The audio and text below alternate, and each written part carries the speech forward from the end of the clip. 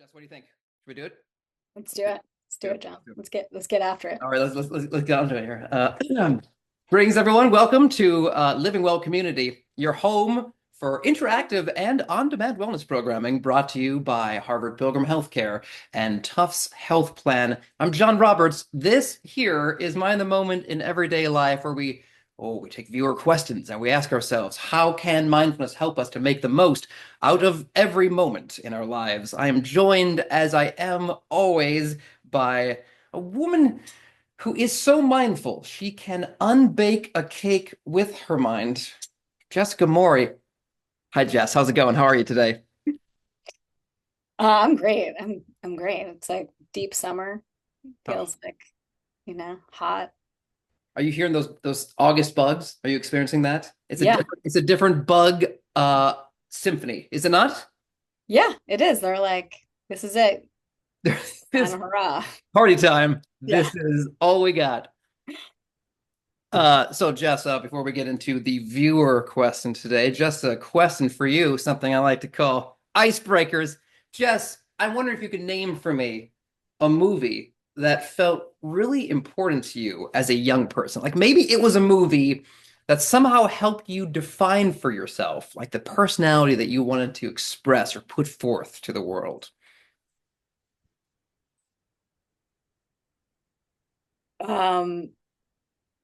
What's coming to mind when you said an important movie from my childhood? Well, let's go with E.T. E.T. And E.T. just, Yeah. How kind, sensitive E.T. was, So you identified more with E.T. than with, say, Elliot or Drew Barrymore, whatever her character's name was. Yeah. I think, yeah, E.T. Yeah. How When was about the you? last time you saw E.T.? It's been a very long time, I wonder actually. if you would identify with the mother now. Yeah, I should Or rewatch E.T.'s it, mother. son, see what happens. Well, Jess, this isn't terribly original, but it's actually not that far off from what you said. Because I have this distinct memory of the first time I saw 2001: A Space Odyssey, which was on television one night when I was probably in junior high or middle school, as we say out here. I'd seen a lot of older movies at that point, but this one kind of affected me in a particular way. Came on like at 10 p.m. probably, and I thought, okay, this is a famous movie. I should watch part of it. And then I just got sucked in from the very first monkey, and probably, it's a long movie and there were commercials. And so it was probably like 3 a.m. before it finished up. And by the time it finished, I understood at last that I was a nerd. I think up until that point, I had been harboring some sort of delusion that I was cool. But by the time astronaut Dave Bowman entered the Stargate, that delusion evaporated as fully as the unplugged consciousness of the HAL 9000 supercomputer. And from that day forward, Jess, I knew I would be walking in the valley of the shadow of nerddom forever. Wow.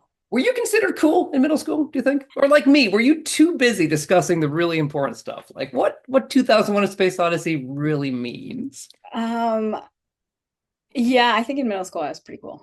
Yeah, I was one of the cool No kids. hesitation. No hesitation. I mean, I was the youngest of four kids, so like when you're the youngest, you learn what's cool. Like that's kind of Mm. it seems like. So, and I was like tough, I've been beaten up a lot, and so it's cool in the sense of like you could act like you didn't care. So that Yeah. was Do you think you peaked in middle school, or the good days are coming? cool. I think the days are coming. It's like I feel like it keeps going up from here, actually. We would have been friends in middle school, Jess. You know what I mean? Would you have taken pity on me? Yeah, I was just gonna say, I would take pity on the dork. Wow, I didn't say dork, but okay, sure. We can go there. Folks, we'd love for you to be a part of this conversation today as well. Open up the chat. Let us know what movies changed your life. Would you have been our friends in middle school? Who would you have been better friends with? And of course, the questions or comments which might arise at any point during the program today. Just your I questions. just want to remind people, please, you can send in a question in the chat at any point, or always email us if you have your questions. Dear Jess and Jon, I work with a lot of folks who either advocate for the needs of the underserved in their professional lives or as much as they can in their private lives. Lately, I've been noticing people looking more beat down, more so than in any other period I can recall. I have a personal meditation practice, and I feel it helps me stay centered when stuff is getting a bit too real, but I'm struggling with seeing how I might convince anyone else that meditation is actually useful when taking to the streets seems like the only reasonable option. Any thoughts? Now, Jess, I was eager to address this question here because it seems to align with something that you had mentioned to me not that long ago, which was a book which you're reading, which I believe has as its topic something that's referred to as sustainable compassion and wisdom training. I wonder if you want to say a few words about that and whether that in fact does provide a good sort of structure for looking at this question. Yeah. So here's the book, actually. How compassion works. How compassion works. By John Makransky and Paul Condon. Both of them are professors. John is a retired professor. Yeah, so this question is right on. And what John Makransky has been developing for many years is a practice that he calls sustainable compassion training for exactly these kinds of challenges. People who are working in caregiving roles or advocacy roles or activist roles, and like the really common experience that we have when we're in roles that, you know, are in a very fundamental way rooted in compassion. Like we're doing that because we want to help others in some way. But there is such a common experience of people burning out. And that's sort of like what I'm hearing this questioner pointing to, is that kind of burnout that happens when we are doing those kinds of caring roles, compassion-based roles. Yeah. So can this help us, and how? I mean, give me some hope here, Jess, please. Yeah, absolutely. So in a way, it might seem a little bit counterintuitive the process that I'm gonna propose to you and to this listener and everyone out there, is that the way that we best develop strong, sustainable compassion, step one is we learn how to actually deeply receive unconditional love for ourselves. Okay, so step one is actually learning how to receive love and care yourself. And that this isn't, the unconditional is like, it's like a deeply accepting every part of you included in that love. So that's the first step. And that's like quite a process to develop that capacity. So this means even the parts of ourselves that we really don't like, even the emotions we don't like, even our habits we don't like. So step one is developing that. And in John's framework, it's called the field of care meditation, where you're receiving care, okay, and being deeply compassionate to your own feelings and reactions. Then, once you've established that capacity, then you start offering it to other people, right? And that this is like what they call the inclusive mode. You start including people into this field of care. So there's a couple of things about this. One is that when we do that kind of deep, compassionate, receptive care for ourselves, what starts to happen is we start more of our, like, you might call them like neurotic reactive patterns start to reveal themselves in consciousness. They are there and we're acting them out all the time. But when there's this like space of unconditional acceptance, it's like they come out of the corners and the shadows and they're willing to like actually reveal themselves to our consciousness of like these places that we don't feel compassion, these places where we do feel anger, whatever, all these things. And as we start to see those, we deepen our understanding of everyone out there who's causing harm, because we see how we cause harm, right? So I get to see how I cause, what's at the root of why I cause harm. And I start to transform that in myself. So then I understand, like, oh, I get it. I get why. I'm trying to make a joke about John, but I get why people act in the ways that they do. And like, even at like the most intense that we think of, this is coming from a basic concept that every human is fundamentally the same. We all have the same kinds of hearts, minds, vulnerabilities, reactions to things. So, okay. So we love ourselves enough to start seeing our own neurotic reactive patterns. that helps us understand how others, probably all those people that we were out there trying to activate against, why they are the way they are, so that we come from a place of understanding and compassion in our activism, in our care, so that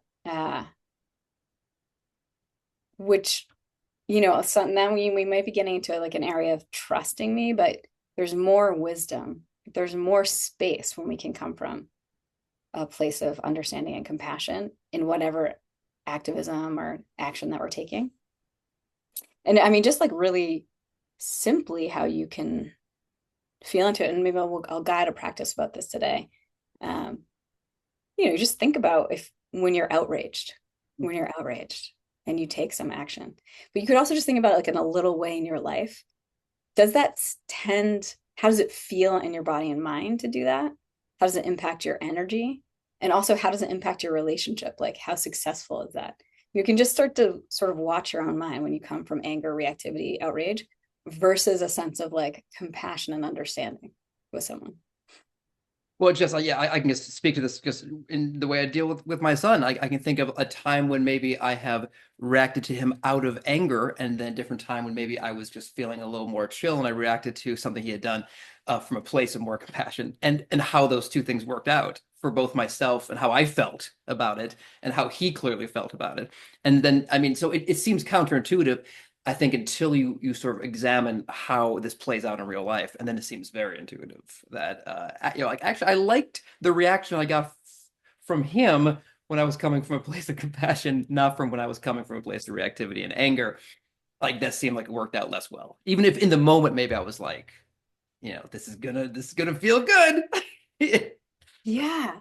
Yeah, that's a great, right. It's like a release valve of that Mm. anger, but actually the response that you get, it's not as effective as like coming from compassion. Well, Yeah. I think of like when you're releasing steam, and and it's like it can burn you. It can burn you. But just so I feel like so this I can feel the complaint about this being okay. I understand I have to work on myself before I Mhm. can get out there and work with others. But listen, like the world's on fire. It might take me 50 years to work on myself. And is that what I'm supposed to do? And just wait until that's done before I go out and you know Yeah, absolutely not. But I would just say that like, sometimes we talk about like, you might have to trust me initially about this. And I really recommend reading this book. You could read this book and kind of get more of the theory and understanding behind it. But so you can still take action, but you might want to commit to a compassion development practice. Like every day, do the field of care, do the inclusive mode, do the compassion for your own feelings, and like if you did that every morning and then you did whatever work you're doing, it's going to influence it.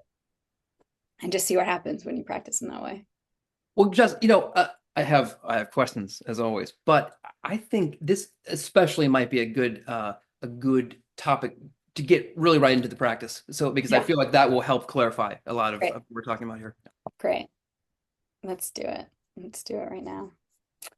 Okay, so everyone, let's all come into a comfortable enough posture. That could be seated, that could be lying down. And right away, taking a few deeper breaths. And if it feels good, you can even sigh out on your exhale.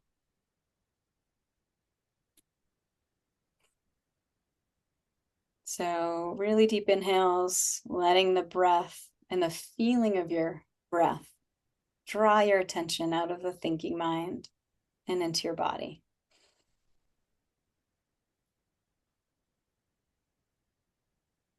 And then on your exhale, inviting any tension or holding to soften.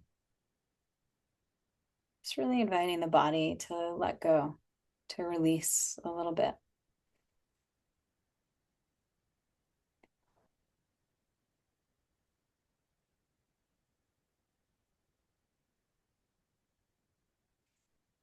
And as you breathe in that way, these long, full exhales, letting yourself just kind of savor any feelings of ease or release, any good feelings that come.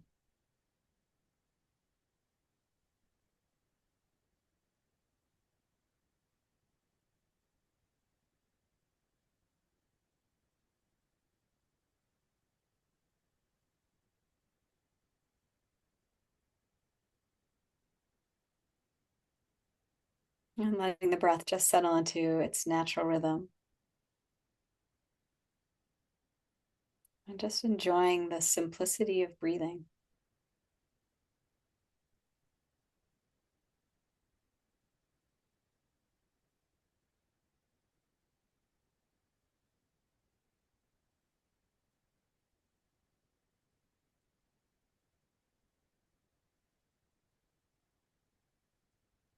All right, and now I'm going to invite you to, or we'll try to evoke this field of care. So the way you can do that, just keep it simple and see if you can remember just in this moment, a moment of kindness in your life. So a kind being or a kind moment. Just letting yourself bring to mind, it could be recent, it could be in the past. It's a moment of kindness where someone was really generous or seeing you, or just a simple warm smile. This could even be with a animal, a pet. Just a moment when you felt loved or seen, like you mattered. Bring that to mind right now as if it was happening now. So really freshly recall it as if it was here now, happening now.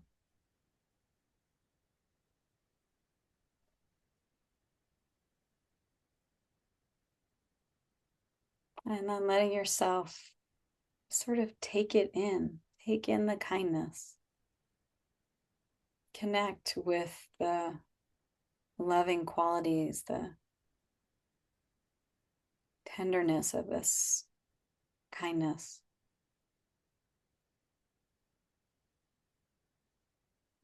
Connect with how it felt to receive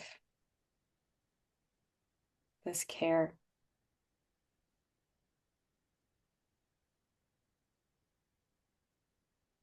Sometimes as we do this practice, it's like we even receive at a deeper level than we did in the moment itself. So really allow yourself to take it in.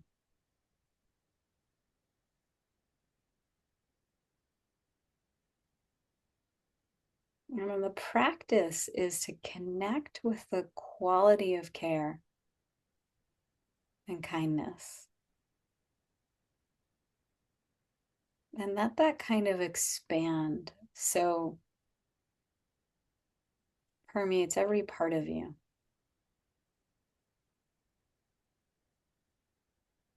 Every part of you. Even your thoughts, your feelings. You can even imagine if there's parts of you that are distracted or pulling you away from the meditation. Those parts of you can just receive the care too.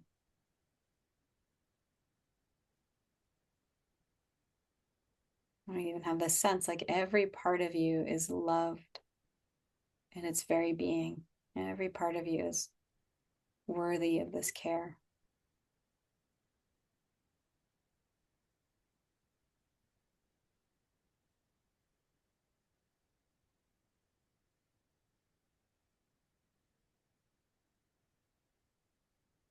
Whenever you need to, you can freshly recall this kind moment or kind being as if it was here with you now.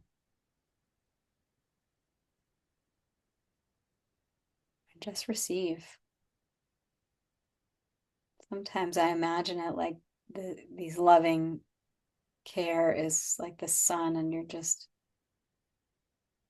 letting it soak into your body, into your mind, into your emotions.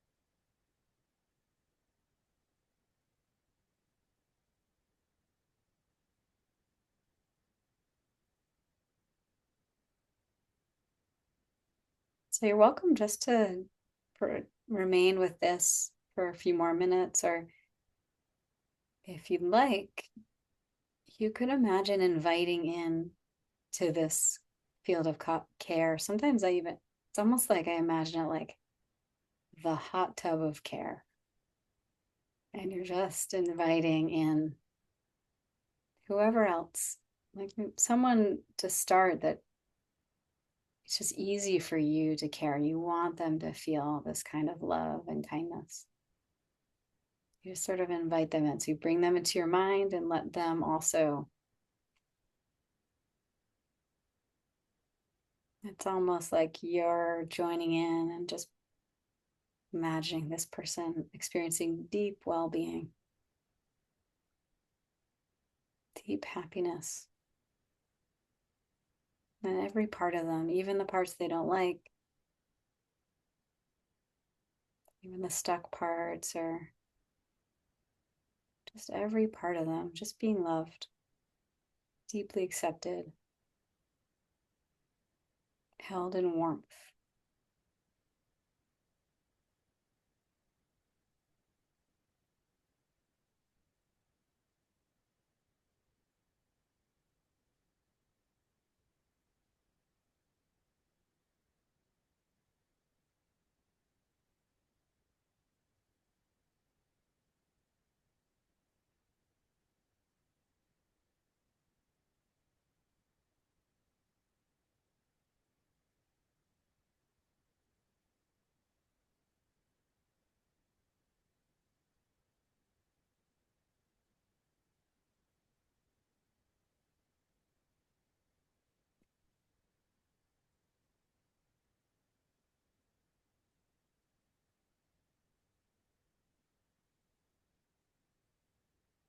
And then for the very last moment of this practice, just to experiment if you like, if you feel connected to this sense of having received care and that more unconditional sense of it, including a dear one, just to try, see if you could imagine including maybe someone who's a little bit difficult for you, just a little difficult for you. And as you do, see if you can just imagine, like, just like you, this person has all of their patterns, their conditioning, all their fears, all their pains, all their joys, all their wishes to be happy. I might not like how that shows up for me, but ultimately, this person also just wants to be happy.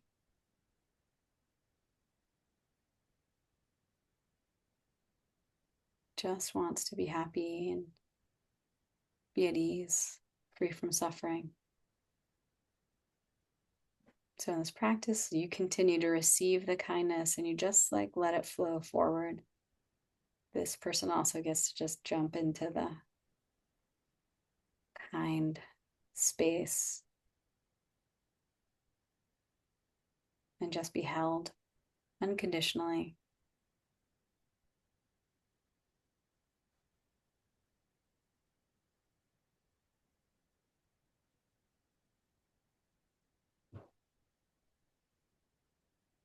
Okay, and then when you're ready, you just can let all that go, all the imaging, all the efforting.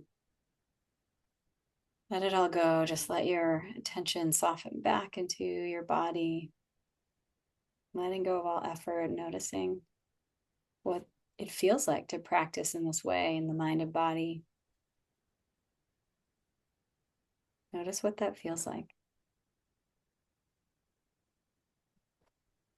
And then when you're ready, you can open your eyes if they've been closed and just reorient to the space around you.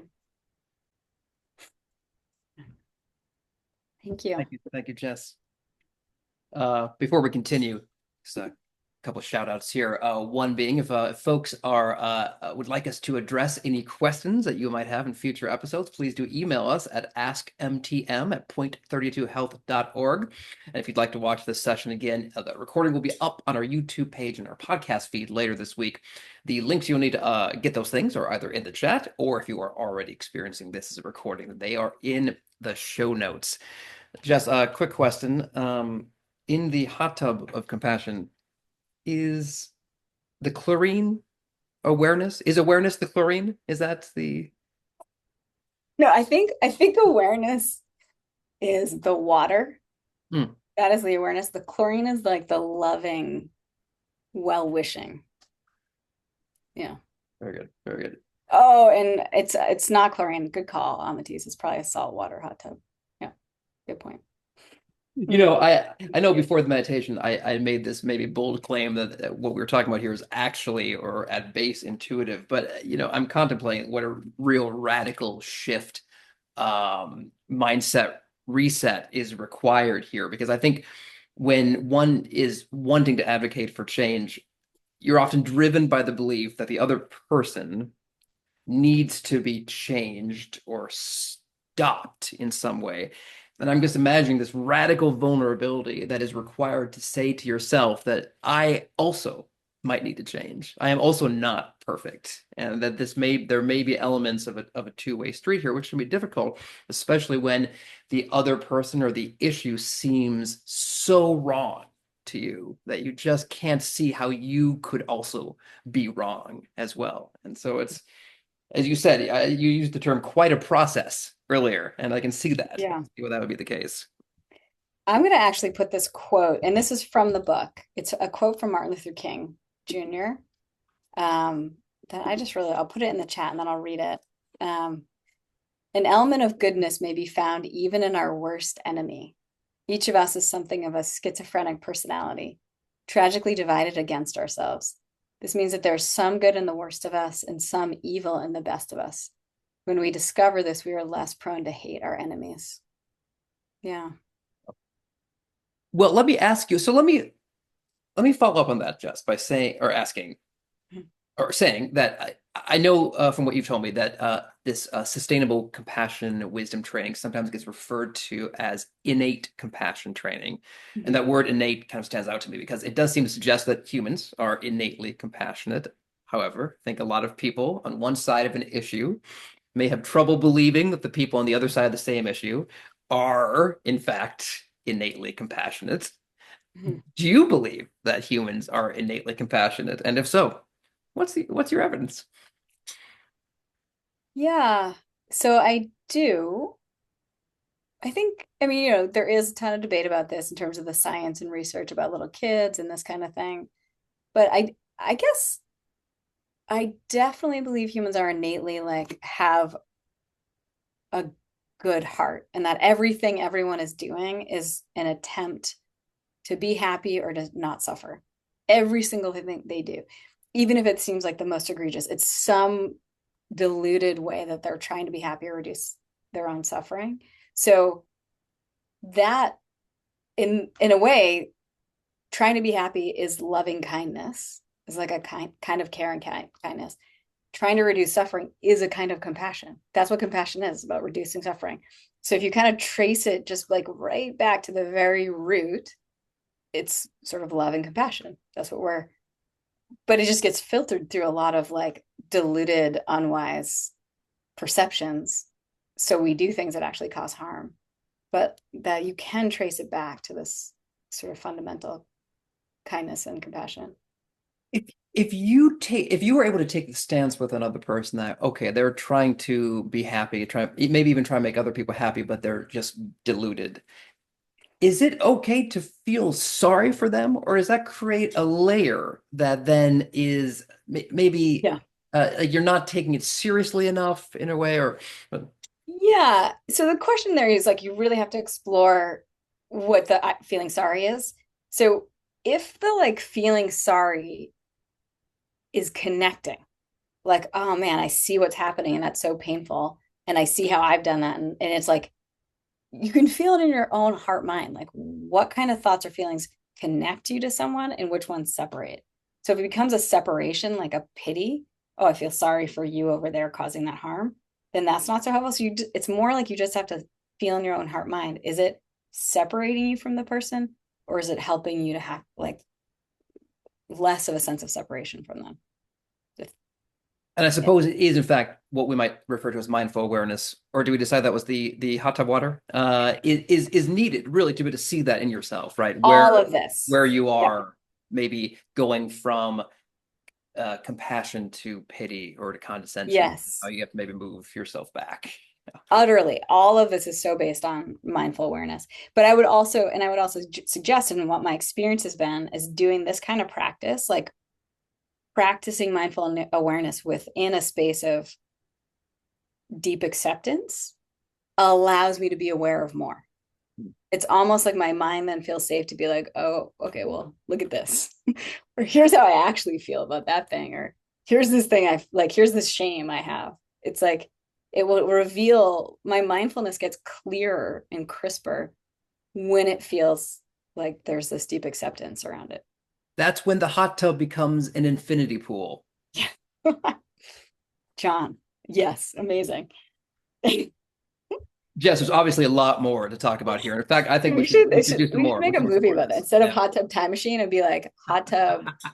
It should be like some kind of show or movie about like being in a hot tub, and like you just invite your enemies in and you sit in the hot tub and there's some process or something.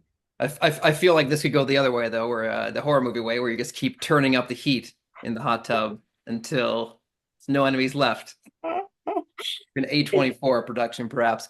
Jess, part 3, plugs. What's going on with you? Anything you want folks to know about this week? Yeah. So actually I'm going to be teaching a retreat with John Makransky, who wrote this book, who created this work, and we're going to be teaching a retreat building on these practices. It's in December. I'm going to put it in here into the chat. This is the link.